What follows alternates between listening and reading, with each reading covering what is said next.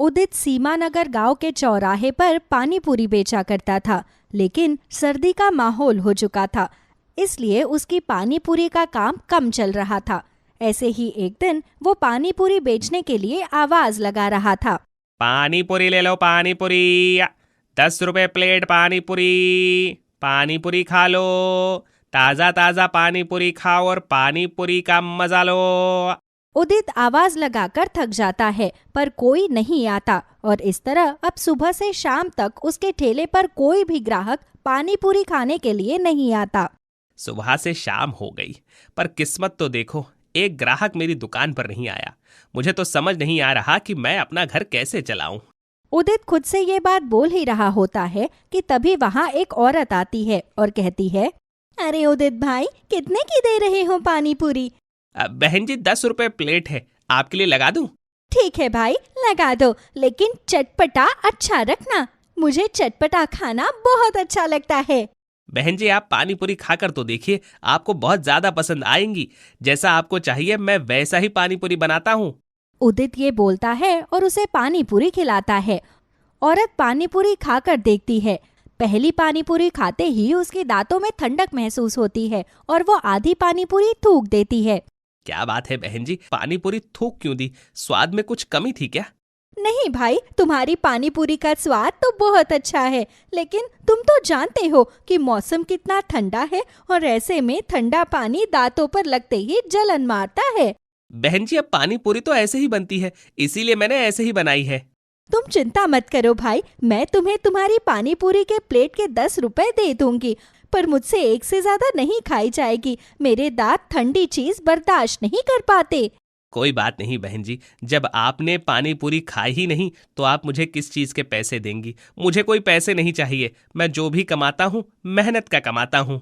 उदित इतना बोलकर उसे जाने के लिए कह देता है और वो वहां से चली जाती है। सुबह से शाम तक उदित की जैसे तैसे 3 से 4 प्लेट पानी पूरी ही बिकती है और वो पैसे लेकर घर आ जाता है और वो पैसे वो अपनी बीवी के हाथ में रखता है। अजी, इन पैसों से क्या होगा? इन पैसों से हम हमारा गुजारा कैसे कर पाएंगे? शायद इसीलिए भगवान ने मुझे बांझ रखा है, क्योंकि हमारे पास बच्चों को पालने के लिए पैसे भी नहीं है। रेखा, तुम्हारा पति थका हारा काम करके आया है और तुम उसे आते ही सुना रही हो। मैं क्या करूं अगर मेरी पानी पूरी नहीं बिकती है तो? और खबरदार, जो अगली बार खुद को बांझ बोला तो। माफ करना जी, मुझे खुद समझ में नहीं आ रहा कि इस गरीबी में हम लोग अपना गुजारा कैसे करेंगे, इसलिए भावनाओं में मेरे मुंह से ये सब बातें निकल गई। कोई बात नहीं रेखा, मैं समझता हूँ कि तुम इस गरीबी में कैसे गुजारा कर रही होगी। घर में जो भी है वो तुम ले आओ, वही खाकर हम आज सो जाते हैं। जिसके बाद अब रेखा खाना लगा देती है और उदित और रेखा प्याज रोटी खाकर सो जाते हैं। ऐसे ही गरीबी में उदित अपना गुजारा कर रहा था।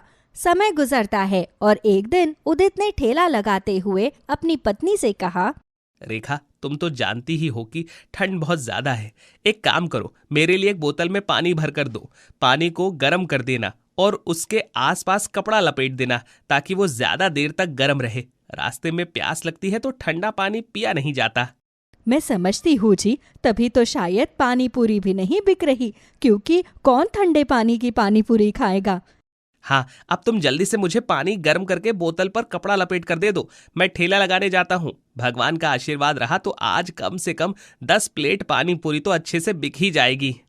जी ठीक है, आप थोड़ी देर रुक जाइए, मैं अभी पानी गर्म करके एक बड़ी सी बोतल में भर के लाती हूँ, ताकि पूरे दिन का आपका गुजारा हो सके। रेखा रसोई में जाती है और पानी गर्म करके एक बोतल में भर देती है और उसके आसपास कपड़ा लपेटकर उदित को दे देती है। उदित भी ठेले पर उस बोतल को रखकर पानी पूरी बेचने के लिए गांव की गलियों में निकल पड़ता है। गोलगप्पे खा लो, गोलगप्पे 10 रुपए प्लेट, 10 रुपए प्लेट। एक बार खाओगे बार बार आओगे, ऐसे गोलगप्पे कहीं नहीं पाओगे। उदित बोल बोल कर गलियों में गोलगप्पे बेच रहा था, लेकिन कोई भी उसके गोलगप्पे खाने आने को तैयार ही नहीं था। उसे प्यास लगती है और वो पानी पीता है और खुद से कहता है, कब से घूम रहा हूं लेकिन कोई भी मेरे गोलगप्पे खाने के लिए नहीं आ रहा। ये तो अच्छा हुआ कि मैंने रेखा को बोलकर आज गर्म पानी ले लिया था, इससे सर्दी से राहत मिल जाएगी।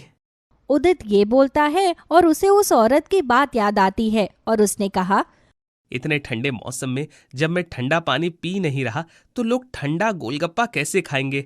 मुझे उन लोगों के बारे में सोचना होगा अगर मुझे अपना काम बढ़ाना है तो। बहुत सोचने के बाद में उदित के दिमाग में एक तरकीब आती है और वो खुद से कहता है, अगर मैं इस मौसम में गर्म गोलगप्पे बनाकर बेचूं तो लोगों को जरूर पसंद आएंगे, क्योंकि लोगों को ठंडे पानी से दिक्कत है, मेरे गोलगप्पे से नहीं।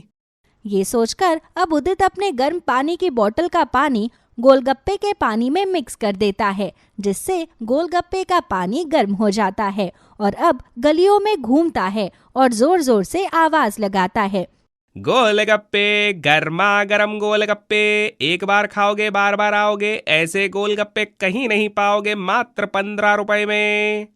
उदित ऐसे ही आवाज लगाता है और वो हार नहीं मानता, क्योंकि उसे खुद पर पूरा भरोसा था। कुछ ही देर में उसके पास औरतों का झुंड लग जाता है, जो उससे कहती है, अरे भाई, लगता है हमने तुम्हारी बात सुनने में गलती कर दी है। क्या बोल रहे हो तुम? गर्मा गर्म गोलगप्पे? अगर हमें सुनने में गलती होती तो इतने सारे लोगों ने एक साथ कैसे सुना होता? इसने यही बोला है, गरम गरम गोलगप्पे। उदित इतनी सारी औरतों को एक साथ अपने ठेले पर देखकर खुश हो जाता है और कहता है, हाँ बहन जी, ये गर्मा गर्म गोलगप्पे हैं, एक बार खाकर तो देखिए, आपको बहुत पसंद आएंगे।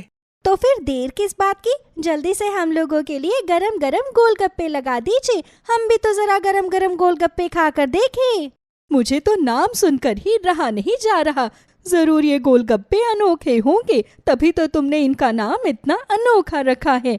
जिसके बाद उदित उन सबको गरम गरम गोलगप्पे खिलाता है और गरम गरम गोलगप्पे खाकर औरतें कहती है, अरे वाह, क्या गोलगप्पे है! ऐसे गोलगप्पे तो मैंने जिंदगी में कभी नहीं खाए हैं। सर्दियों के मौसम में तो मैं गोलगप्पे खा ही नहीं पा रही थी, क्योंकि ठंड की वजह से गोलगप्पे खाने का मन ही नहीं करता था।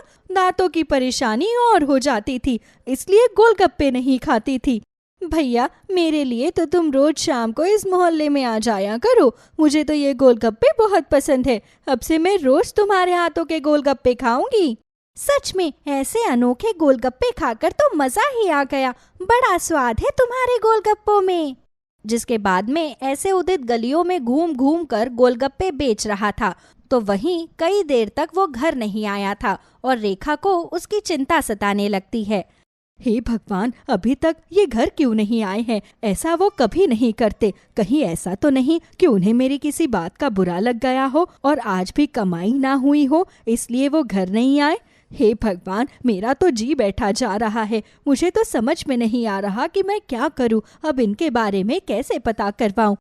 रेखा चिंता किए जा रही थी और ऐसे ही कुछ घंटे बीत जाते हैं। बस बहुत हो गया, अब मैं और सब्र नहीं कर सकती। मुझे खुद ही जाकर उन्हें ढूंढना होगा। अब रेखा उदित को ढूंढने के लिए गांव में निकल जाती है, तो उसे उदित अपने ठेले पर ही खड़ा हुआ मिलता है और उसके आसपास गोलगप्पे खाने वालों की भीड़ लगी हुई थी। अच्छा, तो ये यहाँ हैं और आज इनकी दुकान पर ग्राहक थे, इसलिए ये अभी तक घर नहीं आए और मैं बैठकर इनकी इतनी चिंता कर रही थी। अब रेखा उदित के पास जाती है, तो उदित आवाज लगा रहा था, गोलगप्पे ले लो, गोलगप्पे, या गर्मा गर्म गोलगप्पे बस थोड़े से बचे हैं, जिसको खाने हैं जल्दी आओ, जल्दी खाओ। रेखा भी अपने पति की आवाज सुनकर हैरान हो जाती है, क्योंकि उसे नहीं पता था कि उदित गरम गरम गोलगप्पे बेच रहा है। वो उसके पास जाती है और कहती है, गर्मा गर्म गोलगप्पे? ऐसे भी कोई गोलगप्पे होते हैं क्या भला? होती है रेखा, और आज तुम सिर्फ ऐसी चीज सुन नहीं रही हो बल्कि खाकर भी देखोगी। एक बार ये गोलगप्पे खाकर तो देखो।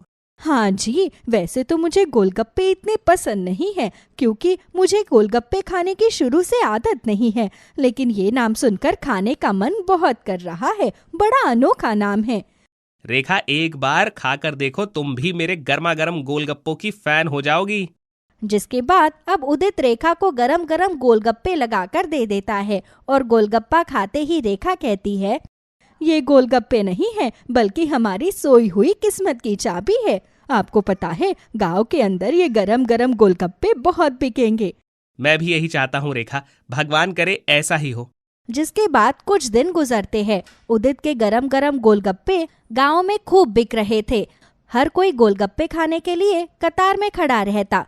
कुछ दिनों के बाद में उदित रेखा की आंखों पर पट्टी बांधकर उसे लेकर आता है और कहता है, आज हमारा सपना साकार होने जा रहा है। मैं तुम्हें एक ऐसी जगह लेकर आया हूँ जहाँ जाकर तुम खुश हो जाओगी। पर उस जगह को तो मैं तभी देख पाऊंगी ना जब आप मेरी आंखों से ये पट्टी हटाओगे। हाँ बाबा, रुक जाओ, इंतजार का फल मीठा होता है। अब रेखा की आंखों से जैसे ही उदित पट्टी हटाता है तो सामने उदित की एक बड़ी सी दुकान थी जिस पर लिखा था गरम गरम गोलगप्पे की दुकान। यहाँ पर ठंडा और गर्म दोनों तरह के गोलगप्पे खिलाए जाएंगे। मैं ये क्या देख रही हूँ, आपने गोलगप्पे की दुकान खोल दी। भगवान ने हमारी सोई हुई किस्मत को जगा दिया।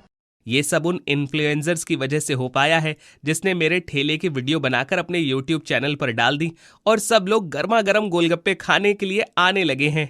ये तो बहुत अच्छी बात है जी। बस यही नहीं, अब तो लोग मुझसे तरह तरह के गोलगप्पों की मांग कर रहे हैं। चॉकलेट वाले गोलगप्पे, पान वाले गोलगप्पे। मैं सोच रहा हूँ कि मैं हर तरह के गोलगप्पों की दुकान खोल लूँ। अजी, फिर आपने इस दुकान का नाम ये क्यों रखा है? आप इस दुकान का कुछ और भी तो नाम रख सकते थे। जब हमारे पास कुछ नहीं था तो इसी गर्मा गर्म गोलगप्पे ने हमारी सोई हुई किस्मत जगाई, इसीलिए उसी के नाम पर मैंने अपनी दुकान का नाम रखा गर्मा गर्म गोलगप्पे।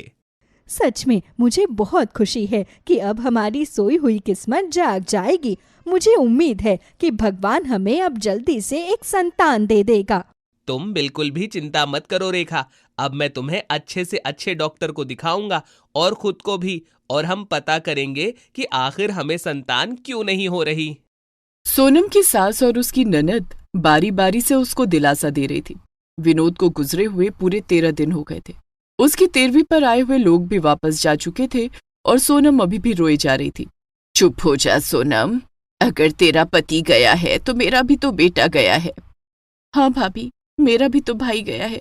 उन दोनों की बात सुनकर सोनम ने अपने आंसू पोंछे और फिर चुपचाप अपने कमरे में अपने बच्चों के पास चली गई। अगले दिन सुबह विनोद के घर इंश्योरेंस वाले आए। विनोद ने 2-3 पॉलिसी अपने इंश्योरेंस की ली हुई थी और उसके ऑफिस से भी कुछ लोग आते हैं जो विनोद के नाम के जितने पैसे ऑफिस में थे वो सब सोनम को सौंप देते हैं और 10 दिन के अंदर ही अंदर विनोद ने जितने भी सिक्योरिटी के लिए पॉलिसी ली हुई थी उन सब का पैसा सोनम को मिल जाता है। देखा सोनम बेटी, जिसको जाना था वो चला गया। आगे इन दोनों बच्चों की तरफ देखो। ये जितना भी तुम्हें पैसा मिला है, मेरी बात मानो, सारा कैश करा लो। ये घर तो मेरे नाम है, हम यहाँ से चले जाएंगे, इसको बेच देंगे। अब हमारे पास इन 2 बच्चों के सिवा और कौन है? इनके उज्जवल भविष्य को देखना होगा। हाँ मम्मी जी, आप बिल्कुल ठीक कह रही हैं। इस घर में अब मेरा भी मन नहीं लगेगा। भाभी, आप बिल्कुल भी चिंता मत करो। भैया की जगह अब मैं लूंगी। मैं नौकरी करूंगी, मैं सब कुछ देखूंगी। अपनी सास और ननद की बातें सुनकर सोनम को भी लगा कि वो लोग कितने अच्छे हैं और उसके भले के लिए सोच रहे हैं। फिर सोनम ने उन लोगों की बात मान ली और सारा पैसा कैश करा लिया। सोनम, कल हम लोग यहाँ से चले जाएंगे। बेटा, बच्चों का मन ऐसा ही होता है। ये सारा पैसा मेरे कमरे में रख दो। ठीक है मम्मी जी, आप ही सारे पैसे ले जाइए। सारा पैसा अपनी सास के हाथ में देने के बाद में सोनम अपने बच्चों के साथ सो गई और सुबह जब आंख खुली तो घर में अजीब अजीब आवाजें सुनाई दे रही थी। वो अपने कमरे का दरवाजा खोलकर बाहर आती है तो वहां अनजान लोगों को देखती है। अरे भाभी जी, आप अभी तक यहीं पर हैं? मेरा घर है तो मैं तो यहीं पर होंगी, लेकिन आप लोग यहाँ क्या कर रहे हैं? भाभी जी, ये वो लोग हैं जिन्होंने ये घर खरीदा है। मैं इनको यहाँ पर दिखाने के लिए आया हूँ। आपकी सास से मेरी बात हुई थी। और सोनम अपनी सास को आवाज लगाने लगती है, मम्मी जी, मम्मी जी। लेकिन वहां तो कोई भी नहीं था। सोनम फोन मिलाती है तो फोन भी स्विच ऑफ था। क्या हुआ भाभी जी? क्या आपको नहीं पता था इस डील के बारे में? अनजान लोगों को वहां पर खड़ा हुआ देखकर सोनम और भी ज्यादा घबरा रही थी। उसने जल्दी से अपने बच्चों को उठाया और अपनी अलमारी खोली तो वहां बस केवल बच्चों के और उसके कपड़े पड़े थे। सारे जेवर और पैसे सब गायब थे। उसने एक बैग में सारे कपड़े डाले और बच्चों को लेकर वहां से निकल गई। माँ, क्या हुआ? हम लोग घर से क्यों निकल आए? क्या हुआ माँ? तू रो क्यों रही है? बताओ ना, दादी और बुआ कहाँ गई? मैं तो पराए घर से आई थी, लेकिन ये दोनों तो उनका अपना खून थे। इनके साथ इतनी बड़ी गद्दारी, जरा तरस नहीं आया। उन्हें पता था मेरे तो माँ बाप भी नहीं है। क्या रिश्तों पर पैसा इतना भारी होता है? तभी रोते रोते सोनम का हाथ अपने गले में पड़ी हुई चेन पर जाता है।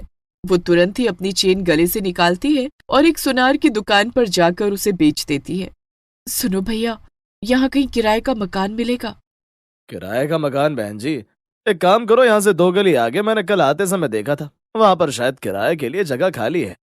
सोनम अपने बच्चों के साथ वहां पर जाती है। बाहर लिखा था कमरा किराए के लिए खाली है। सोनम बात करके कुछ पैसे कम कराती है और वो कमरा ले लेती है। माँ, अब यहाँ रहेंगे? हाँ बेटा, अब हम लोग यहीं रहेंगे। तुम दोनों यहीं बैठो, मैं तुम लोगों के लिए खाने पीने के लिए कुछ लेकर आती हूँ। एक पल में ही सोनम को होश आ जाता है और वो समझ जाती है कि ये दुनिया बहुत बुरी है। यहाँ पर अपने ही अपनों को सबसे बड़ा धोखा देते हैं। वो एक दुकान पर जाकर बच्चों के लिए चाय ब्रेड ले लेती है और जब तक चाय वाला चाय बना रहा था, सोनम ने अपने आप को उसकी जगह खुद को देखा। विनोद जी कहते थे कि मैं चाय बहुत अच्छी बनाती हूँ। नौकरी का पता नहीं कब तक मिलेगी और यहाँ पर काफी भीड़ भाड़ भी है। मार्केट भी अच्छी खासी है। क्या मुझे चाय बेचने का काम शुरू करना चाहिए? हाँ, शायद यही ठीक रहेगा। अगर नौकरी नहीं मिली तो हाथ में ये थोड़ा सा पैसा भी खत्म हो जाएगा और अगर ये काम शुरू करूंगी तो रोज कुछ ना कुछ पैसे तो जरूर मिलेंगे। और घर तक आते आते सोनम मन बना लेती है कि वो अपनी चाय की दुकान खोलेगी।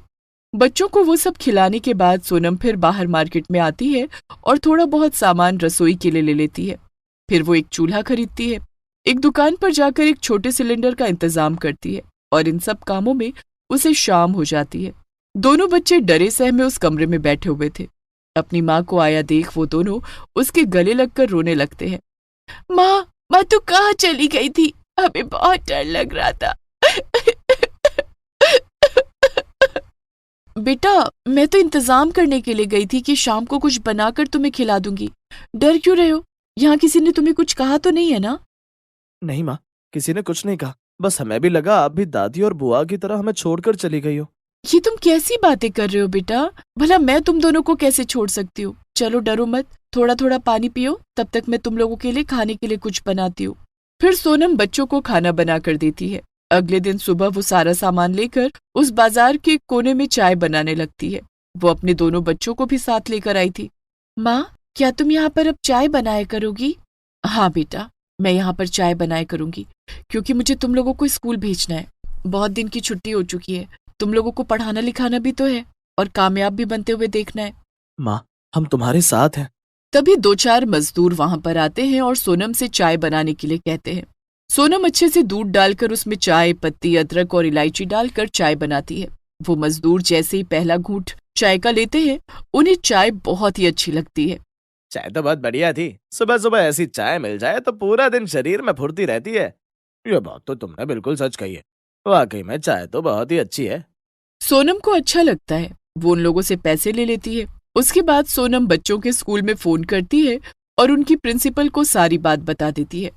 ये तो बहुत बुरा हुआ, आप चिंता मत कीजिए। आप बच्चों को 4 दिन बाद आराम से स्कूल भेजिए। मैडम, मैं जानती हूँ कि मैं फीस देने में थोड़ी लेट हो जाऊंगी, लेकिन मैं वादा करती हूँ मैं अपने बच्चों की फीस दे दिया करूंगी। बस आप मेरे बच्चों को कभी इस बात की भनक मत लगने देना। ठीक है, आप चिंता मत कीजिए। सोनम फोन रखती है कि तभी वहां पर एक लड़का आता है और सोनम से कहता है, 10 चाय पैक कर दो। बेटा, मैं प्लास्टिक में चाय नहीं डालती हूँ, मैं केतली में चाय डालकर दे रही हूँ। मेरा बेटा तुम्हारे साथ जाएगा। चाय डालने के बाद केतली वापस कर देना। प्लास्टिक की चाय शरीर को नुकसान देती है। फिर वो लड़का चाय और सोनम के बेटे को लेकर वहां से चला जाता है। थोड़ी देर में सोनम का बेटा खाली केतली लेकर वापस आता है और शाम तक सोनम की काफी चाय बिक जाती है। शाम के समय जब वो सारा सामान समेट रही थी कि तभी वहां पर एक आदमी आता है। बहन जी, चाय बड़ी अच्छी थी। मैंने सुबह अपने बेटे को भेजा था यहाँ पर। आपने केतली दी थी? हाँ, याद आया मुझे। मैं एक प्रॉपर्टी डीलर हूँ और पूरा दिन मेरे पास लोग आते जाते रहते हैं। आज के बाद मेरे यहाँ पर चाय सिर्फ आपके यहाँ से आएगी। या तो आप पैसे दिन के हिसाब से ले लेना या हफ्ते में हिसाब कर लेना। ठीक है, मैं इस बारे में सोच कर बताऊंगी। फिर सोनम घर आती है और अपने बच्चों को खाना खिलाकर सुला देती है और पूरे दिन भर में जो भी पैसे उसने कमाए थे उनको गिनकर एक तरफ रख देती है। कल सुबह मैं बच्चों को स्कूल भेजने के लिए तैयारी करूंगी और उसके बाद ही काम पर जाऊंगी। उन दोनों ने क्या सोचा था कि वो हमें इस तरह हालात में छोड़कर चली जाएंगी और हम मर खप जाएंगे। अगले दिन सुबह सोनम अपने बच्चों को तैयार करती है और उन्हें स्कूल छोड़कर आती है। उसके बाद वो सारा सामान लेकर चाय बनाने वाली जगह पर जाती है और चाय बनाने लगती है। कल जो मजदूर आए थे आज उनके साथ और भी मजदूर थे। जैसे जैसे मार्केट शुरू हो रही थी वैसे वैसे सोनम के पास आज चाय के कई ऑर्डर थे। आज शाम को भी वो प्रॉपर्टी डीलर सोनम से पूछता है तो सोनम बच्चों की फीस का सोचकर उसे कहती है कि हफ्ते के हफ्ते पेमेंट कर देना। और फिर सोनम की चाय की दुकान बहुत अच्छी चल पड़ती है। वो हर चीज बड़े अच्छे से नाप तोल कर डालकर चाय बनाती थी। फिर साथ ही साथ उसने वहां पर नमकीन, बिस्किट और छोटा मोटा खाने पीने का सामान भी रखना शुरू कर दिया। समय इसी तरह बीतता जाता है। कई साल बाद माँ, ये देखो मुझे नौकरी मिल गई। और माँ, मेरी पढ़ाई खत्म हो गई है, अब मैं भी नौकरी करूंगी। माँ, बस अब मैंने सोच लिया है, अब तुम काम नहीं करोगी। नहीं नहीं बेटा, ऐसा कैसे हो सकता है? भला मैं काम क्यों नहीं करूंगी? माँ, तुम्हें याद है कि मैं एक गुल्लक में पैसे डालता था? कल मैंने वो गुल्लक फोड़ दी और उसमें से बहुत अच्छे खासे पैसे निकले और 1-2 महीने बाद मैं भी थोड़े पैसे जोड़ लूंगा। माँ, तुम ये काम करना, लेकिन अब मैं चाहता हूँ कि तुम्हारी एक छोटी सी सुंदर सी दुकान हो जाए। इतने सालों की मेहनत के बाद आपको भी तो थोड़ा प्रमोशन मिलना चाहिए ना। ये सुनकर सोनम खुश हो जाती है और अपने बेटे को गले लगा लेती है। फिर 1-2 महीने बाद सोनम एक अच्छी सी दुकान देख लेती है और वहां पर चाय का काम शुरू करती है। सब लोग भी बहुत खुश होते हैं कि सोनम ने आखिर इतने सालों बाद अपनी एक दुकान बना ही ली और अब सोनम अपने बच्चों के साथ खुशहाल जीवन बिताती है। रेखा एक अनाथ आश्रम में काम करती थी। कुछ समय पहले ही उसके पति की मृत्यु हो गई थी। वो 9 माह की गर्भवती थी। इस आश्रम को चलाने वाले गिरधारी लाल बहुत ही अच्छे इंसान थे और उनकी पत्नी सरला भी आश्रम में सब बच्चों का बहुत ख्याल रखती थी। रेखा के बारे में जानकर सरला को बहुत दुख होता है। रेखा, तुम्हारा 9वां महीना चल रहा है, जरा संभल कर काम किया करो। मैंने देखा आज सुबह से ही तुम सारी जगह पर झाड़ू पोछा किए जा रही हो। यहाँ पर और भी लोग हैं, ये काम वो भी कर सकते हैं, तुम कोई और काम कर लो। अब मैं क्या करूं मैम, मेरे पास कोई और काम है ही नहीं। जब से वो गए हैं तब से इधर उधर मन लगाने की कोशिश करती रहती हूँ और जब से डॉक्टर ने मुझे बोला है कि मेरे जुड़वा बच्चे होंगे तब से मैं और भी टेंशन में हूँ। क्या क्या कहा तुमने? तुम जुड़वा बच्चों की माँ बनने वाली हो, तो इसमें दुखी होने की क्या बात है? अब मैं आपको क्या बताऊं, मैं अकेली जान कैसे 2 बच्चों को रख लूंगी। अगर बेटा बेटी हो गई तो भी ठीक है, अगर दोनों बेटे भी हुए तो भी ठीक है, अगर मेरी दोनों जुड़वा बेटियां हुई तो फिर मैं कैसे संभाल पाऊंगी? 2 लड़कियों के बारे में सोचकर ही मुझे होल आ रहे हैं। इसमें इतनी डरने की क्या बात है रेखा, सब पल जाएंगी। आप नहीं समझोगी मैम, अगर जुड़वा बेटियां हुई तो उनका विवाह भी करना पड़ेगा। तो ठीक है, अगर तुम्हारी जुड़वा बेटियां हुई तो एक बेटी को मैं गोद ले लूंगी। रेखा इस अनाथ आश्रम में 2 साल से काम कर रही थी और सब उसके स्वभाव को बहुत अच्छी तरह जानते थे। वो एक बहुत ही सभ्य महिला थी, ज्यादा पढ़ी लिखी नहीं थी। पति के मरने के बाद से थोड़ी सी परेशान रहने लगी थी। देखते ही देखते रेखा के प्रसव का दिन आ जाता है। जैसा कि रेखा को डर सताए जा रहा था, उसके यहाँ 2 जुड़वा बेटियां जन्म लेती हैं। आपको 2 जुड़वा बेटियां हुई हैं? क्या आपके साथ कोई आया है? तभी सरला अपने पति गिरधारी लाल के साथ वहां आती है। रेखा, मैंने तुमसे वादा किया था कि अगर तुम्हारे यहाँ जुड़वा बेटियां होंगी तो एक बेटी को मैं गोद ले लूंगी। क्या तुम इसके लिए तैयार हो? ये सुनकर रेखा थोड़ी परेशान हो जाती है, लेकिन फिर अपनी दोनों बेटियों के भविष्य को लेकर वो चिंतित हो जाती है और सरला को हाँ बोल देती है। तुम्हारा धन्यवाद रेखा, आज तुम्हारी वजह से मेरी भी झोली भर गई। मैं तुम्हारा जितना भी शुक्रिया अदा करूं वो कम है। आप मेरी एक बेटी ले लो, उसे अभी मैंने देखा तक नहीं है। अगर मैंने उसे देख लिया तो मैं उसे दे नहीं पाऊंगी, इसलिए आप अभी जाकर सारी कानूनी कार्रवाई करके उस बेटी को ले लो। सरला रेखा की बात को सही ठहराती है और जाकर कानूनी कार्रवाई करके उसकी एक बेटी को गोद ले लेती है और सरला रेखा की मदद करने के लिए उसे एक रकम भी देती है। पहले तो रेखा बहुत मना करती है, लेकिन बाद में उन पैसों को ले लेती है और अपनी बेटी को लेकर अपने गांव चली जाती है। वहीं गांव में उसके पास एक जमीन का छोटा सा टुकड़ा था और एक छोटा सा घर। जिस घर को बड़ा करने का सपना देखने के लिए वो दोनों पति पत्नी शहर आए थे और यहीं से रेखा की दोनों बेटियों की किस्मत एकदम से बदल जाती है। रेखा अपनी बेटी का नाम विभा रखती है और सरला अपनी बेटी का नाम आभा। सरला अपनी बेटी आभा के लिए सारी खुशियां खरीद कर ले आती है। क्या चीज नहीं थी जो आभा के कमरे में नहीं थी? सुंदर सा पालना, बहुत सारे खिलौने, सुंदर सुंदर कपड़े, मखमल का बिस्तर। वो किसी राजकुमारी की तरह लग रही थी। और उधर रेखा अपनी बेटी को लेकर गांव आ जाती है। तो गांव में वो उसके लिए एक चद्दर का पालना बनाती है। अपने ही हाथ से ही सिले हुए कुछ खिलौने बनाती है और रेखा काम करते वक्त उसे कभी अपनी पीठ पर बांध लेती तो कभी अपनी छाती पर। वो अपनी छोटी सी जमीन पर सब्जियां उगाती और उन्हें ही बेचकर अपना गुजारा करती। देखते ही देखते 6 साल भी हो जाते हैं और दोनों बच्चे स्कूल जाने के लिए तैयार हो जाती हैं। सुनो जी, आभा का कल पहला दिन है स्कूल जाने का। मैं तो ये सोच रही हूँ कि ये 4-5 घंटे मैं उसके बिना कैसे बिताऊंगी। इतने सालों में मैंने उसे एक बार भी अपने से दूर नहीं किया। तुम बहुत अच्छी माँ हो।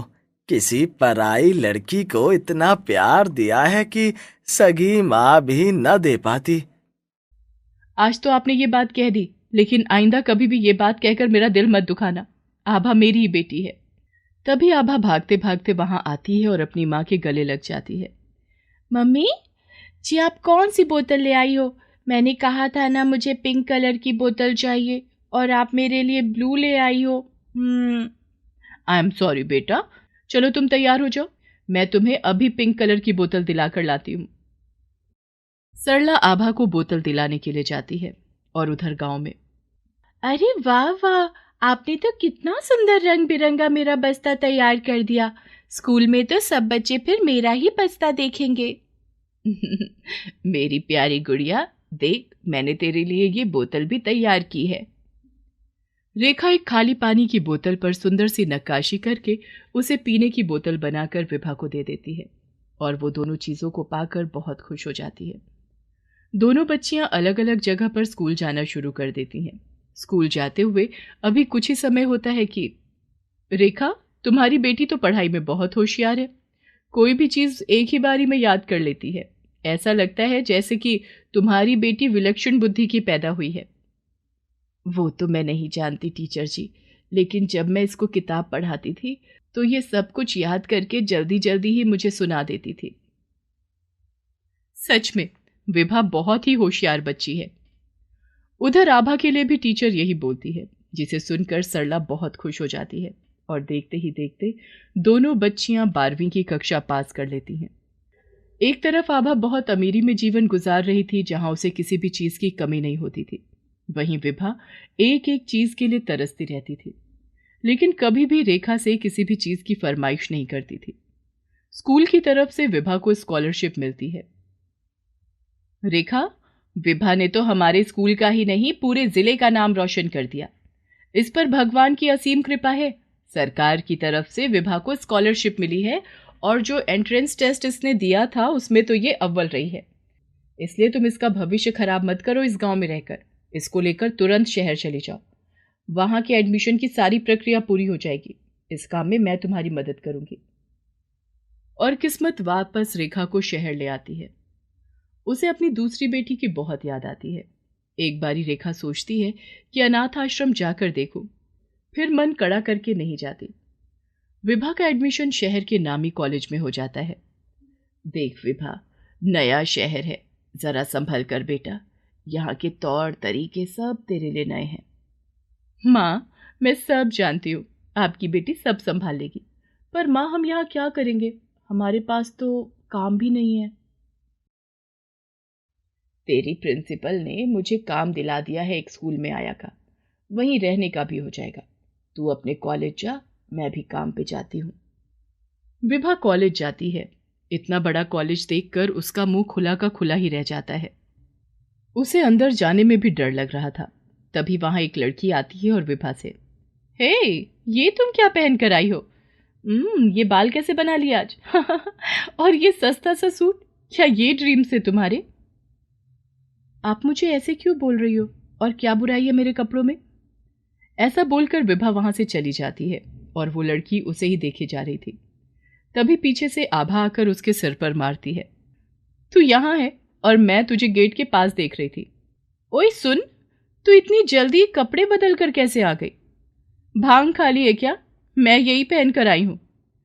तुझे यकीन नहीं होगा, अभी बिल्कुल तेरे जैसी लड़की देखी मैंने। चल पागल हो गई है तू, मैं अकेली ही खुद जैसी हूं। पता किया कहाँ है हमारी क्लास? फिर वो दोनों अपनी क्लास में जाते हैं। वहां विभा पहले से ही क्लास में होती है। जब दोनों एक दूसरे को देखती हैं तो देखती ही रह जाती हैं। देखा, मैं इसी की बातें कर रही थी। ऐसा कैसे हो सकता है? ये तो दिखने में ही इतनी गरीब लग रही है। नहीं नहीं, ऐसा नहीं हो सकता। अरे, ये तो बिल्कुल मेरे जैसी है। तभी टीचर आ जाती है। तुम दोनों बहनें हो?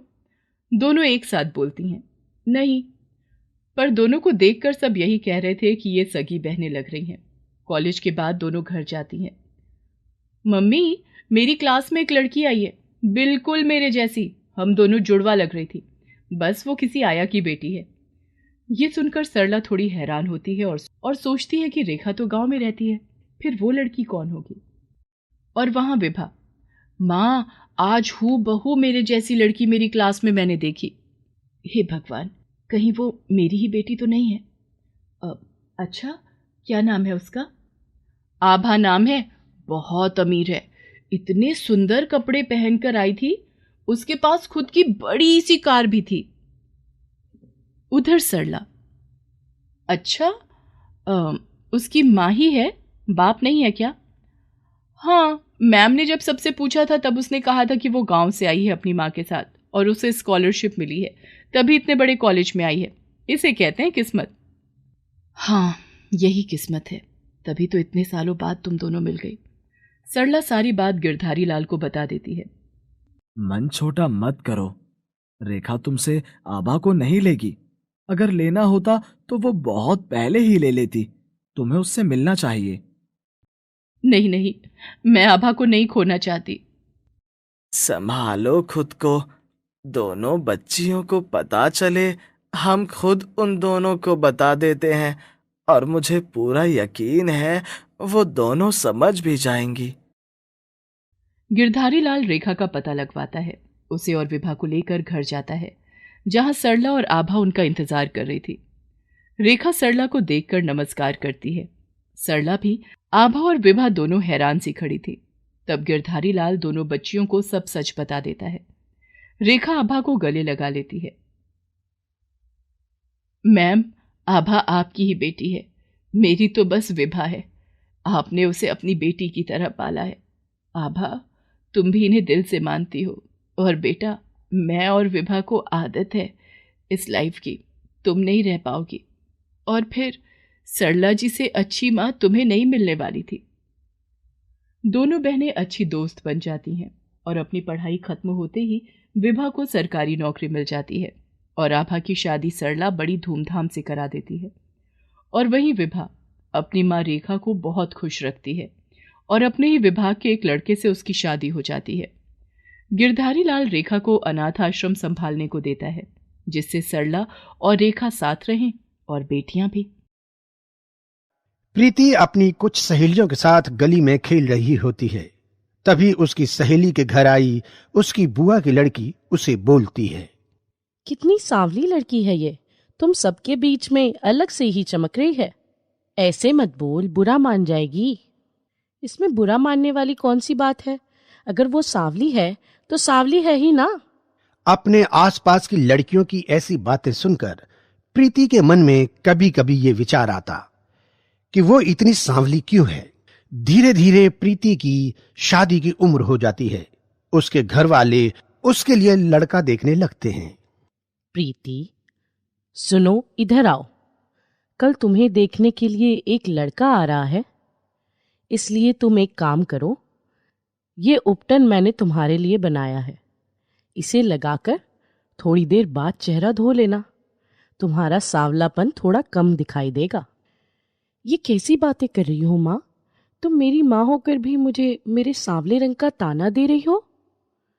ताना नहीं दे रही हूँ, बस ये कह रही हूँ कि सांवला रंग थोड़ा कम हो जाएगा। कोई भी सबसे पहले आपके चेहरे को ही देखता है, गुण संस्कार बाद में आते हैं। प्रीति कुछ नहीं कहती। माँ के हाथ से उपटन लेकर वो अपने कमरे में चली जाती है।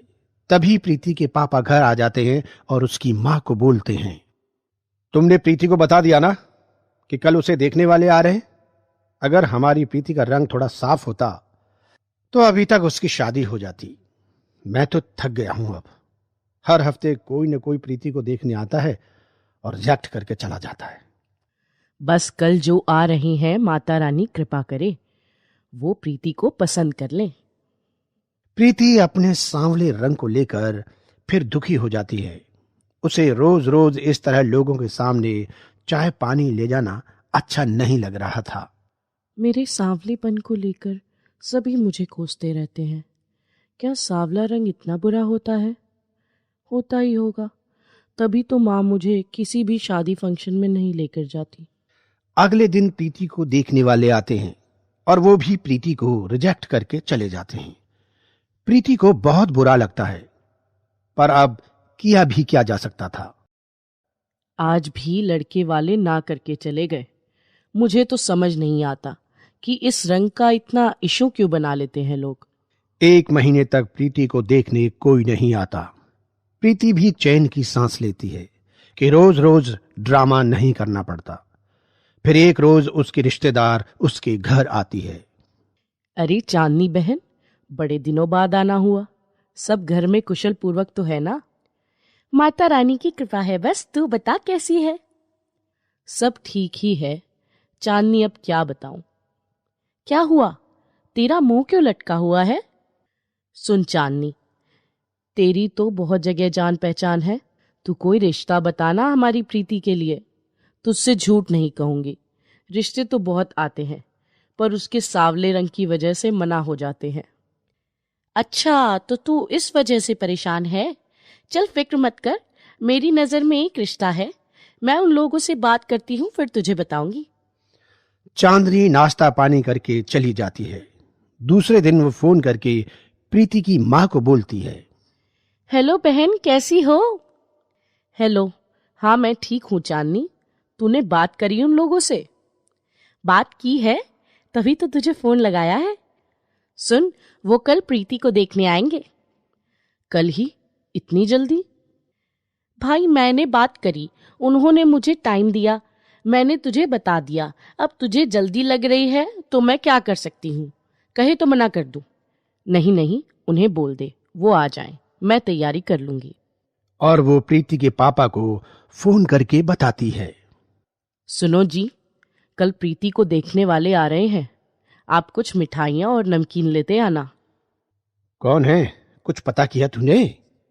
चांदनी ने रिश्ता बताया है, जो तुमसे सामान मंगवाया है, बस वो लेकर घर आ जाना। अगले दिन प्रीति को देखने वाले घर आते हैं। लड़के का नाम समीर होता है और उसके साथ में उसकी माँ और पापा आए होते हैं। प्रीति सबके लिए चाय लेकर आती है। जैसे वो चाय कप में डालती है, समीर को प्रीति एक नजर में ही बहुत अच्छी लगती है। पर समीर की माँ, देखो बहन जी, बुरा नहीं मानना, पर आपकी लड़की कुछ ज्यादा सांवली नहीं है। बहन जी, ये तो भगवान की लीला होती है, वरना हमारी प्रीति में किसी चीज की कोई कमी नहीं है। बहुत ही समझदार और सुगढ़ है, और पढ़ाई में तो हमेशा से ही अव्वल रही है। तभी समीर अपनी माँ के कान में कुछ कहता है। ठीक है बहन जी, हम आपको घर जाकर बताते हैं। और वो सब लोग वहां से चले जाते हैं। माँ, माना कि प्रीति सांवली है, लेकिन मुझे वो लड़की अच्छी लगी। उसके चेहरे पर एक सच्चाई थी, वो देखकर मुझे बहुत अच्छा लगा माँ, और मैं इसी लड़की से शादी करना चाहता हूँ बस। समीर सही कह रहा है, मुझे भी लड़की बहुत अच्छी लगी वैसे। पर सब रिश्तेदार क्या कहेंगे? एक लौता लड़का है और उसके लिए भी इतनी सांवली लड़की ढूंढी। माँ, उसको मेरे साथ सारी जिंदगी रहना है और मुझे उसके साथ। रिश्तेदार कहां से आ गए बीच में? आप बस उन लोगों को हाँ कह दो, मैं शादी करूंगा तो प्रीति से ही करूंगा बस। बेटे की बात सुनकर उसकी माँ क्या कर सकती थी। वो शाम को फोन करके प्रीति की माँ को बोलती है।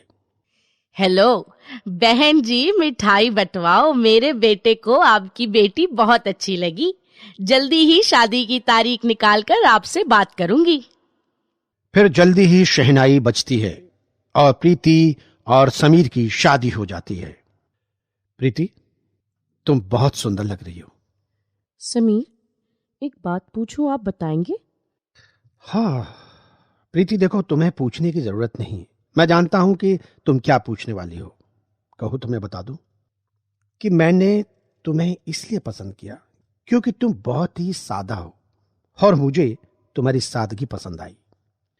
ये सुनकर प्रीति बहुत खुश होती है और अगले दिन अब पड़ोसन आकर मुंह दिखाई की रस्म करेगी। मेरे को तो बड़ी शर्म आ रही है। कितनी सांवली बहू पसंद करी है, सभी ताने मारेंगी। कैसी बात कर रही हो? तुम रस्म की तैयारी करो, जो जो बोलता है उसे बोलने दो। पड़ोसन आकर प्रीति को देखती है और दबे दबे शब्दों में समीर की पसंद पर हंसती है और बातें करती है। एक दो तो प्रीति के मुंह पर ही बोल देती हैं। क्या हुआ समीर की माँ, तू क्या बहू अंधेरे में देखने गई थी? अरे बहू पसंद करते समय ये भी देखते हैं कि आगे आने वाले बच्चे किस रंग के पैदा होंगे। अब मैं क्या करूं बहन, आजकल के बच्चे अपने माँ बाप की सुनते ही कहाँ हैं। ये तो समीर की पसंद है। मुंह दिखाई की रस्म के बाद सब चले जाते हैं। तब प्रीति के सामने ही उफ, कितनी बेइज्जती महसूस हो रही है मुझे। और प्रीति, जरा सा क्रीम पाउडर ज्यादा नहीं लगा सकती थी? चल जा, हो गई रस्म, अब जाकर बैठ अपने कमरे में। नई नवेली प्रीति अपने रंग की वजह से फिर शर्मिंदा होती है और रोने लगती है। तभी समीर आता है। ओहो, तो मोहतरमा जी यहाँ बैठकर रो रही हैं। आपको भी शर्म आएगी ना अपने दोस्तों से मिलवाते हुए मुझे। देखो, तुम्हें मैंने पसंद किया है तो तुम्हें किसी की भी सवाल का जवाब देने की कोई जरूरत नहीं है। तुम मेरे दिल को बहुत सुंदर लगती हो, समझी तुम? अब जल्दी से ही आंसू पोंछो, क्योंकि मैं कभी भी तुम्हारी आंखों में आंसू नहीं देखना चाहता। और इसी तरह दिन बीतने लगते हैं। प्रीति की सास सांवलेपन के ताने देती रहती है। ये कैसी चाय बनाई है तुमने, बिल्कुल अपने रंग जैसी। कभी कभी कहती थी, इधर उधर मेरे सामने इस तरह मत घूमा कर, तुझे देखकर ही मेरे दिल में खौफ हो जाता है। और कई बार ये बातें समीर भी सुन लेता है, पर वो अपनी माँ का स्वभाव जानता था, इसलिए वो उनसे बहस नहीं करना चाहता था। एक रात अचानक बारिश आती है और सुबह के टाइम समीर की माँ बाहर गार्डन में सफाई करने जाती है और तभी बहुत तेज फिसल जाती है। हाय रे मैया, मेरी तो कमर टूट गई। समीर भाग के जाता है और अपनी माँ को उठाता है और फिर गाड़ी में बिठाकर हॉस्पिटल लेकर जाता है। प्रीति और उसका पापा भी साथ में होता है। डॉक्टर देखने के बाद बोलते हैं कि इनके पैर में फ्रैक्चर आया है, तो अभी 2-3 दिन हॉस्पिटल में ही रुकेंगी। पापा जी, आप और समीर घर चले जाओ, मम्मी की देखभाल मैं कर लूंगी। नहीं नहीं बहू, तुम घर जाओ, मैं यहां रुक सकता हूं। नहीं पापा, प्रीति सही कह रही है, ये केबिन लेडीज का है, उसी का रुकना ठीक रहेगा। मिलने वाले टाइम पर हम आ जाएंगे और प्रीति, किसी भी चीज की जरूरत हो मुझे फोन कर देना, मैं तुरंत आ जाऊंगा। ठीक है, मैं मम्मी जी को देख लेती हूँ। प्रीति 2 दिन हॉस्पिटल में रहकर अपनी सास की बहुत सेवा करती है। ये देख के उसकी सास भी शर्मिंदा होती है। अगले दिन समीर अपनी माँ को लेकर घर आ जाता है। घर आकर भी प्रीति अपने सास की बहुत सेवा करती है और एक ही हफ्ते में वो धीरे धीरे चलने लगती है। और उसी दिन शाम को, प्रीति बेटा इधर आ, मैं अपने व्यवहार के लिए बहुत शर्मिंदा हूँ तुझसे। मैंने हमेशा तेरे रंग को बहुत ताने दिए, पर तूने जिस तरह से मेरी सेवा की है, मैं जान गई हूँ कि गोरा काला कुछ नहीं होता। सबसे अच्छा होता है अच्छे दिल का होना, जो कि तुम्हारे अंदर है। समीर ये बातें सुन लेता है और अपनी माँ के पास जाकर बैठ जाता है। मैं मम्मी जी के लिए सूप बनाकर लाती हूँ और आपके लिए चाय। प्रीति के जाने के बाद समीर की माँ उससे कहती है, बेटा, मुझे तुझसे कुछ कहना है। हाँ माँ, बोलो ना। मुझे तुम्हारी पसंद पर नाज है।